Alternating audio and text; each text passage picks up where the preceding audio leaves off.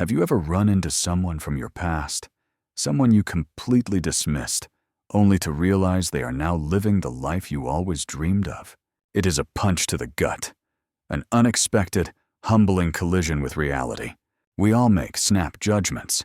We look for the flashy success, the loud promotion, the quick win. But what if the greatest victories are built in silence, brick by invisible brick, until one day they just erupt? This is the story of Leo, and the 5 years it took for him to redefine everything I thought I knew about ambition and wealth. While we listen to the story, we will also learn some new words about patience, compounding effort, and true humility. 5 years ago, I was on top of the world. Fresh out of business school, I landed a role at Sterling & Associates, a highly competitive digital marketing firm in downtown Manhattan. The 23rd floor, glass walls, views for 50 miles. I was 25 and wearing a 6-figure halo. My name is Ethan. I was the star, the guy who never stopped moving. I thrived on the hustle echo of the office, the sound of phones ringing and deadlines looming. Then there was Leo. Leo was hired the same week I was. But Leo was different. He wore the same pair of dark blue slacks every day. His desk was meticulously organized, almost sterile. He never stayed past 5 o'clock, even when everyone else was pulling an all-nighter for a massive pitch. In that environment, not staying late was a sign of weakness. It meant you didn't want it badly enough. We were working on a major software rollout campaign. The pressure was intense. One afternoon, I watched Leo methodically reviewing data sheets. He was slow, painfully slow. I swaggered over. I remember feeling a genuine mix of pity and frustration. "Hey, Leo," I said, leaning against his partition. "You know, this report is due in 3 hours. Are you planning on just watching the clock move?" Leo looked up. He had calm, deep-set eyes. He didn't seem rushed or offended. "I am tracking the historical user response rate from the last 4 campaigns, Ethan," he said quietly.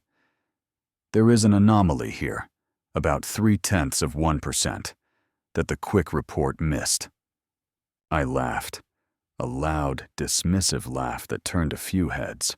0.3%? "Leo, we are looking for 10 million clicks. We do not stop the train for a fraction of a penny. That's for the accounts department. This is about massive growth, volume, speed. You need to pick up the pace, man. This is Manhattan, not a public library." Leo simply nodded, a slight, almost imperceptible dip of his head. He went back to his data. That was our dynamic for 2 years.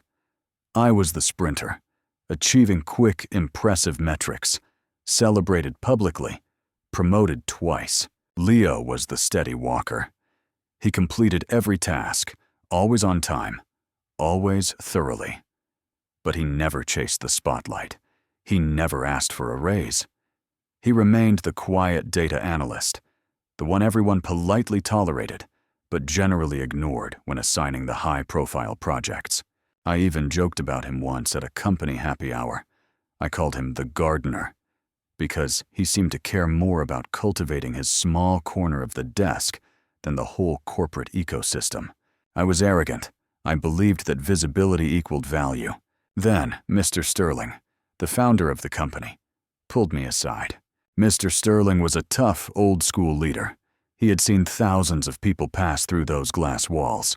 "Ethan," he said, looking out at the city skyline, "you are fast, the fastest horse in the race. But tell me, do you know the difference between the sunflower and the bamboo tree?" I paused. "The sunflower is taller, sir, and it grows quickly. You see results in a few weeks."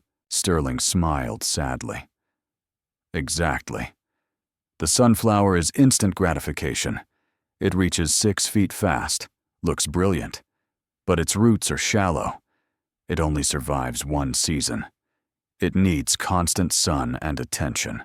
"And the bamboo?" I asked. "The Chinese Moso bamboo," Sterling explained, his voice softening. "For the first 5 years, you water it, you nurture it. But nothing happens above ground. Absolutely nothing. It looks like a fool's errand. People would certainly mock the gardener for spending so much time on an empty patch of dirt. I thought of Leo, the gardener. Sterling continued. But underground, for 5 long years, the bamboo is weaving an incredibly complex, powerful root system. And then, in the 5th year, it suddenly explodes. It shoots up 90 feet in 6 weeks. It has the stability to weather any storm, precisely because of the invisible effort expended early on. Which one are you building, Ethan? A season of success or a lifetime of stability? I listened, but honestly, I was too focused on my next quarterly bonus to fully grasp the lesson. 3 more years passed. I had hit a plateau. I was making great money, but the grind was wearing me down. My success felt temporary, reliant on constant, frantic effort. Leo had left the firm 6 months earlier. Nobody really noticed. We assumed he went to a smaller, quieter place. Then, I saw his face on the cover of a major national business magazine. The headline read, "The Quiet Architect: How Leo Chen Built a Multi-million-dollar Infrastructure Tool from His Desk." I froze. My hands were shaking as I read the article. It turned out that for those 5 years, Leo hadn't just been analyzing historical data for our firm. He was using that deep, meticulous understanding of fractional anomalies and data flow to build an automated open-source tool. A tool that scaled perfectly because its roots, its underlying code and user insight, were built with 5 years of patient, unhurried precision. He had sold the core intellectual property for tens of millions of dollars. I finally ran into Leo at an industry summit in San Francisco. He was on stage, receiving a standing ovation. Afterward, I walked up to him. He recognized me immediately, without a trace of resentment. "Ethan, it's been a long time." "Leo, I can't believe this. I remember calling you the gardener. I owe you an apology." He just smiled, a genuine, peaceful smile that I had never seen in our frantic office. "You weren't wrong, Ethan. I was a gardener. I was working on the root system. You were building the house, and I was making sure the foundation was deep enough to hold a skyscraper." Success doesn't just require speed. It requires the discipline to work on things that no one can see for years, until they are undeniable. He wasn't faster, he was deeper. He taught me that true wealth isn't about the volume of noise you make, but the resilience of the structure you quietly build. But what can we take away from Leo's story? First, judge the harvest, not the seed. We often dismiss people who are focused on long-term structural integrity because they do not produce immediate, splashy results. Remember, the quiet worker might be building the foundation for something monumental. Second, understand the power of compound effort. Leo's work on that 0.3% anomaly wasn't useless. It was the crucial insight that separated his eventual product from every rushed competitor. Success often looks like an overnight miracle, but it is almost always the result of years of invisible labor. As the ancient proverb reminds us, the one who moves mountains begins by carrying away small stones. Be the bamboo.